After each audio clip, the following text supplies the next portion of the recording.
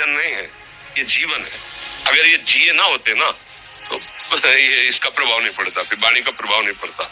हम इसीलिए कहते हैं, जैसे आप लोग एकदम परेशान हो जाते हैं तो बोलो क्या हमसे ज्यादा परेशानी होगी? दोनों किडनी खराब, दवाई लाने के लिए पैसे नहीं, पानी रखा है हम उठ के पी नहीं सकते, भीषण शरीर में कष्ट, भीषण बुखार, क्योंकि किडनी फेल, जरा में बुखार, खाने को क्या, रोटी मांग के लाओ। अगर वहां सब्जी मिलती तो लाल मिर्च ऐसी पड़ के मिलती थी कि पा नहीं सकते थे। आप सोचो, पानी लाना है तो मुझे लाना है, पीना है तो मुझे पीना है। अगर मैं हारता तो कहां पहुंच जाता? क्या स्थिति होती? नहीं, मरना है, पर कदम पीछे। कोई दिन ऐसा नहीं जिस दिन सेवा ना की हो, जिस दिन सेवा ना गए हो। गुरु जी की सेवा में जाना है, पहले अपने को स्वस्थ साबित करना है, नहीं सेवा नहीं लेंगे। तुम बीमार हो, तुम कष्ट में, वैसे उनकी दृष्टि परेशान थे, उनकी सेवा की, आके लेट गए।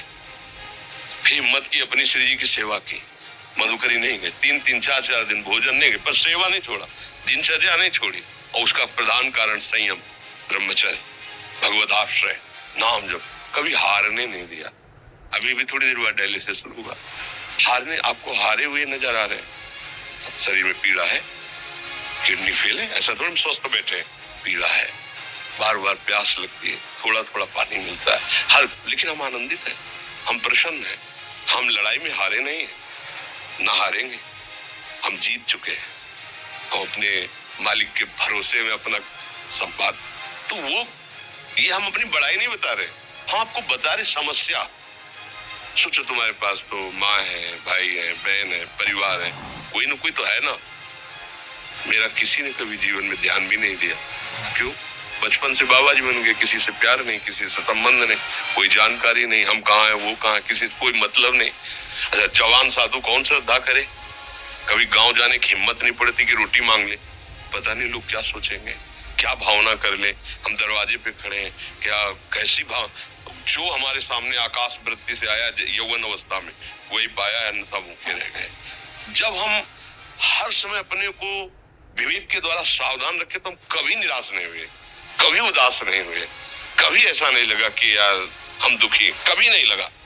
उसी का फल है कि उस सुख का संकेत मिल गया जहाँ दुख की निशानी भी नहीं, वही उसी के बच्चे हो।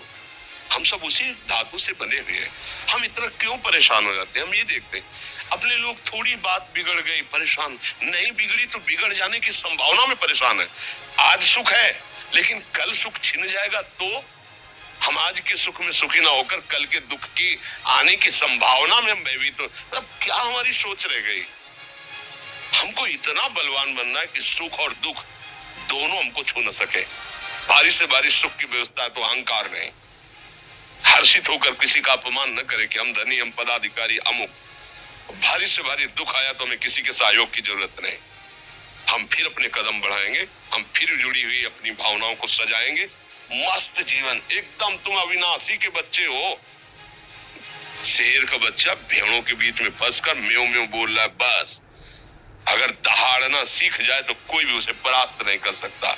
ऐसे भगवद अंश, तू प्रपंच में फंसकर अपने को इतना दीन क्यों देख रहा है? तू ऐसा है कि भगवान के दिव्यास्त्र में भी ताकत नहीं तेरे को मार सके।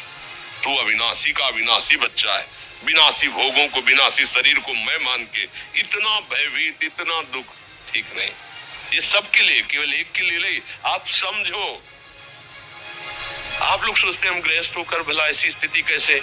जनक जी सुखदेव जी के गुरु हैं और राजा हैं, महल है, रानियां है, नौकर है, चाकर।